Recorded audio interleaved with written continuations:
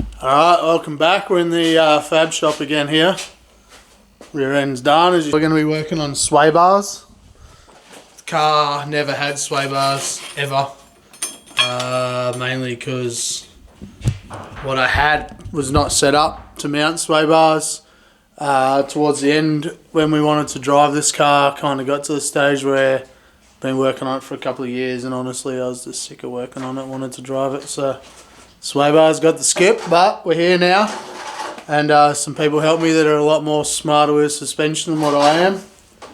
So it's getting sway bars. So front sway bar is 37.5 inch, and it's going to end up with 450 pounds per inch of travel. And the rear sway bar is 29 inches, and it's going to be 150 pounds per inch of travel. So they're the two sway bars that we've chosen to start with. I'm sure we're going to have to buy some more, do some testing once we get everything ready to roll. These are just generic sway bars from Speedway Engineering. This is also from Speedway Engineering. These are our bar length. We're going to have to modify them. And then these are our bars we bought. I've got a couple of different lengths here, some rose joints, some different ends. And these are one of the sway bar mounts that we're going to have. So this is actually going to be our rear mount. This is going to sit here. I'm going to fab up a little bracket for it. It's going to be my first job. So I'm going to get started on the rear sway bar first. Get this one done, get it all straightened up, get the other one in. Get those sway bar mounts in, so then the back end's actually 100% ready, and we can paint it then, to be honest, which is what we're trying to get to. Sparky's pulling the radiator out, so that's all going to have it nice and clear. I was going to do kind of a, maybe not the nicest spray job I've ever done in the world, but we're going to do it half properly now, so we'll get all this stripped out in the back end, get it all masked up and make it happen. So that's pretty much where we're at. I'll do a couple of videos along the way so you can see how it's done, but it's putting sway bars in E92. So I made some pretty good progress on this rear sway bar last night. I kind of made a boo-boo on my measurements. I don't know, maybe the old inches got me or something. I'm not exactly sure, but I definitely made a boo-boo. I ordered a 39 inch sway bar and I really should have got a 41.5. I could have made it work and made the mounts in a different spot, but kind of not really what I'm after. So I ordered the right sway bar. So this one's just a dummy sway bar now, but this is what we've come up with. So we basically, you've seen those these billet mounts we bought. They're just like a Speedway Engineering actually had them. Then we bit of 1/8 inch U channel from Harbour Freight. No, Home Depot, and some plate.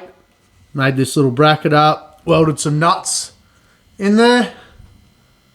Yeah, welded some nuts in there, and then squared it all up. So this is what we've ended up with. She turns sweet. And what we wanted was we just wanted this to be out a little bit further. So, and obviously we don't have much spline in here. So yeah, we're going to add 3/4 inch to each side. That's going to get us exactly where we want to be. So that's 41.5 inches, which you can buy a sway bar that length with the 49 spline on it. So I've got one of them on order. Basically that's the rear sway bar done for now. We can't, these blades here, we are going to have to cut and modify these blades to suit, but we honestly can't do any of that until the rear end's back together. So for now, rear sway bar's done. Yeah, actually wasn't too bad at all. Pretty simple little job. Probably could have done it when I originally built the car, but really just didn't know what to order, where to get it from, and yeah, it's done now. Pretty stoked on it. Should work perfect for what we want to do. Onto the front, baby. So the front sway bar, we'll go through what we're going to do. It's actually sitting on the front of the car. So one thing with these E92s is I actually want to join the chassis rails together, because when you bolt the subframes in these cars, It's kind of like the subframe holds the front end together and it's only aluminum.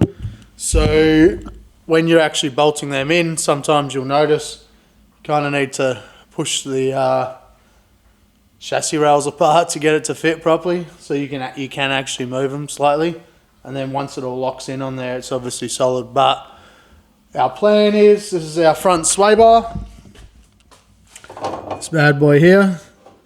Let's hope I'm pretty confident I didn't poop this measurement up, so that one should be good.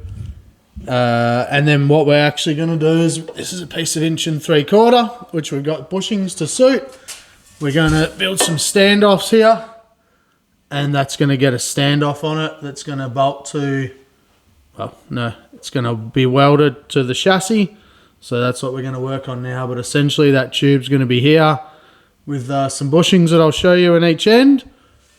That's going to pretty much be here somewhere, bushings in each end. And then we'll build our blades once we put the front back together. So for now, we're going to try and get this mounted and the bushings knocked in and the sway bar in, and make sure it's all going to swing smoothly and work. And yeah, it's going to be the front sway bar done. So there's a couple of cool ideas that I've actually seen people do for these sway bars. So we're going to kind of steal a combination of ideas I've seen from different people and make it happen. Should be pretty sweet. Kind of excited for it, to be honest. So get that in there. See how the car, be interesting to see how the car drives. So yeah, let's work on this front sway bar and get that baby knocked out.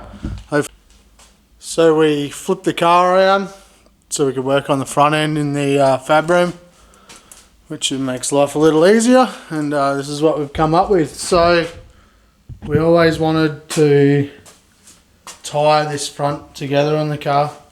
Kind of, there's a support under here on the subframe, and you can usually like flex the chassis rails a little bit to get them to line up. So we installed the subframe in it just so everything was in its correct home where we wanted it, and then started working out what we wanted to do with the sway bar. Kinda really wanted to honestly use the my billet johnnies I got here like we did on the rear, these ones, but I don't know, I didn't really want to add weight, and I really wanted a bar to join all that together. So this is what we've come up with for now. If I'm not happy with it, we'll change it, but looks like it's going to work. So this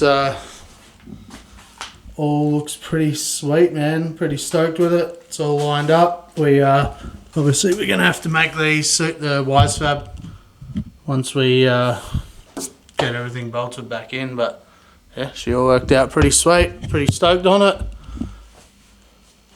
It's another job done. That's all the sway bars in the car. Obviously these arms are going to be a bit of work, but we can't do anything with that for now. So I think we can call that done. Sway bars. It's ready for some paint. So I think we actually haven't got any more welding to do to this chassis. So if we get a nice day, which we probably won't now, we'll get it painted. If not, we'll come up with a solution. But yeah, on to the next job. I think it's going to be crash bar. This front crash support's got to be made. That's the next project. So we'll get on with that. But thanks for watching. Sway bars and E92. Done.